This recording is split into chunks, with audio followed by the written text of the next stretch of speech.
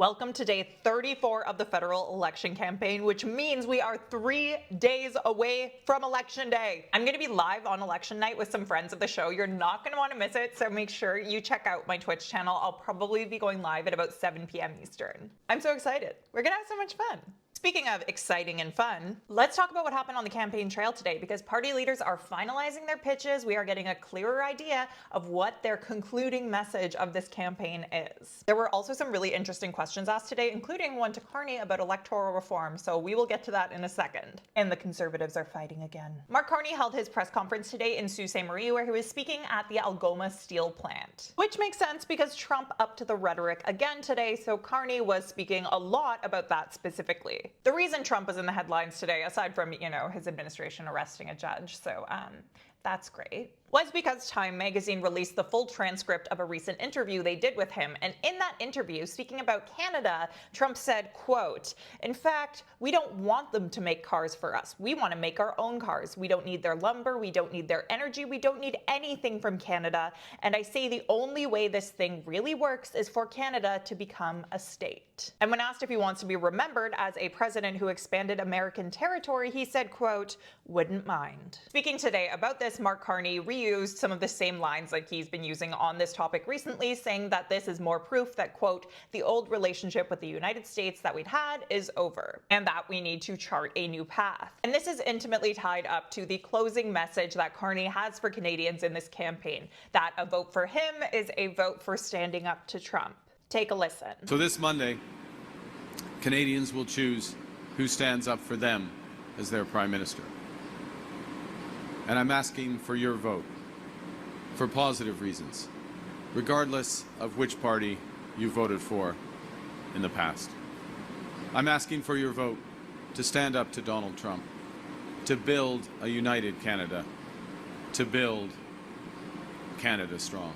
Now, Poilievre was in Saskatchewan this morning, where he took a different tack with his closing message on the campaign trail. He did have an announcement today. He called it 100 Days of Change and said that he would make Parliament sit through the summer so that they could pass 3 pieces of legislation: the Affordability for a Change Act, the Safe Streets for a Change Act, and the Bring Home Our Jobs for a Change Act. And all of that reflects the final message that he was really trying to drive home to Canadians in his speech today, which is that Canadians can't elect the Liberals for another term, and that it is time for a change. Take a listen. Change so you can afford housing and food. Change so you're safe on your streets.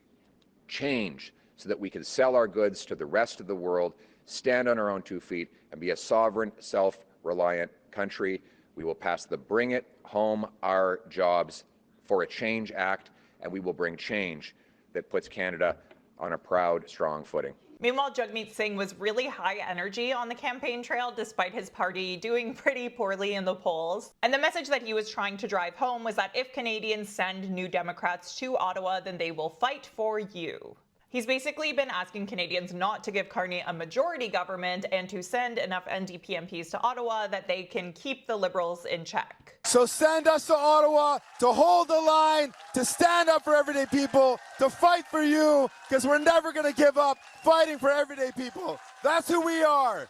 That's what we're going to do. So those are the closing messages of this election campaign, but there were also some interesting questions thrown at the leaders that I do want to highlight. It's just 2 of them, because I don't really have anything to highlight from Poilievre's Q&A. I think that the format of him only taking 4 questions with no follow-ups isn't really conducive to getting interesting answers, so yeah, there just wasn't really a lot there today. And the reporters who were attending this press conference mentioned that this was likely his last press conference of the campaign. But Carney got a really interesting question, which was about the issue of electoral reform, because when the Liberals were elected in 2015, as I'm sure you all remember, Justin Trudeau said this would be the last election under first past the post. It wasn't. So Carney was asked how he feels about reigniting his predecessor's pledge, and he said it's not really a priority for him, but he left the door just like a crack open, so I'll let you hear his answer and take from it what you will. I will give you my personal view on it, which is that I think as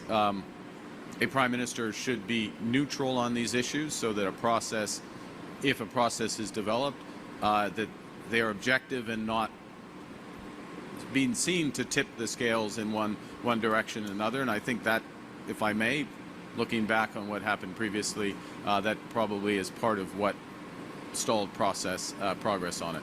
So there may be a point, Glenn, where we've advanced on other immediate pressing priorities, particularly the crisis. That's our intention, that those more structural issues in our democracy could be addressed. I didn't quite hear a no, but I think that's definitely a no time soon. Meanwhile, Singh got a question about a criticism that he faces a lot that I think is the stupidest criticism, but I'll get to that in a second. Basically, he was asked why he didn't trigger an election sooner, and he said it was in part because he wanted to make sure that pharmacare and dentacare got implemented to a degree where people are getting access so that it couldn't be revoked easily because people would understand what it means to actually have that access. But he also said this. At the time, I could not stomach the idea of Pierre Poilievre and the Conservatives forming a majority government. I knew that was going to be bad.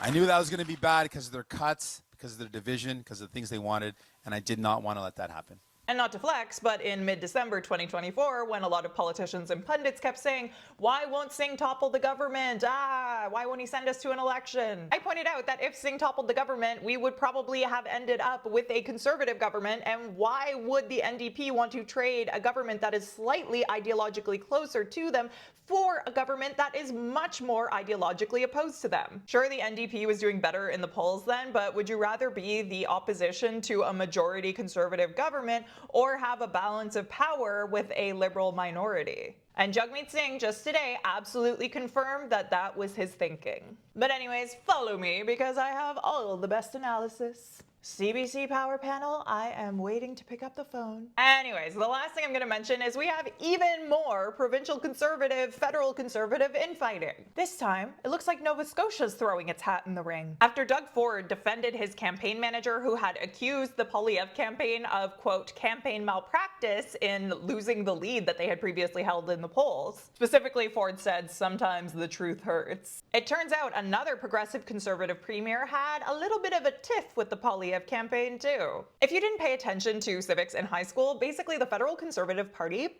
is a mashup of the Progressive Conservatives and the Socially Conservative Reform Party. They ended up becoming one party in the early 2000s. So the Federal Party isn't a progressive conservative party. It's got some further right ideas than that. Which is probably why the Progressive Conservative Nova Scotia Premier Tim Houston said in November that there is no federal equivalent to his party, which was his response to whether he would ask Pierre Poilievre to campaign with him in the provincial election. Quote, I'm the leader of the Nova Scotia Progressive Conservatives. There is a Conservative Party of Canada. It's a completely different party with its own leader. Then, according to reporting that just came out from CBC, Tim Houston got a very frosty call from the Conservative National Campaign Director, Jenny Byrne, who I recently found out. I already knew she dated Pierre Poilievre, but they dated for 12 years. That is wild. Anyways, apparently she called Houston and the phone call was, frosty, as CBC put it. The sources told CBC that Byrne told Houston that if Poilievre went on to become prime minister, they would not lift a finger to help the provincial party. It's moments like these I understand why I'm both really interested in politics and the Real Housewives. Because Jenny Byrne basically did this.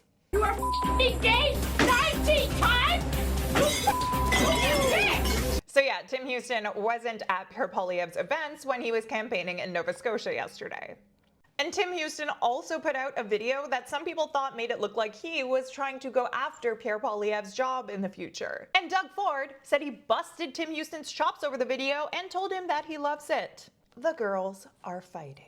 Anyways, I'm going to leave it there. That is basically everything that happened on the campaign trail in the last 24 hours. I will be back on Monday for one final election video. I'll also be back every day after that telling you, like, the news. So, you know, I'm not going anywhere. But until then, what do you think of all this?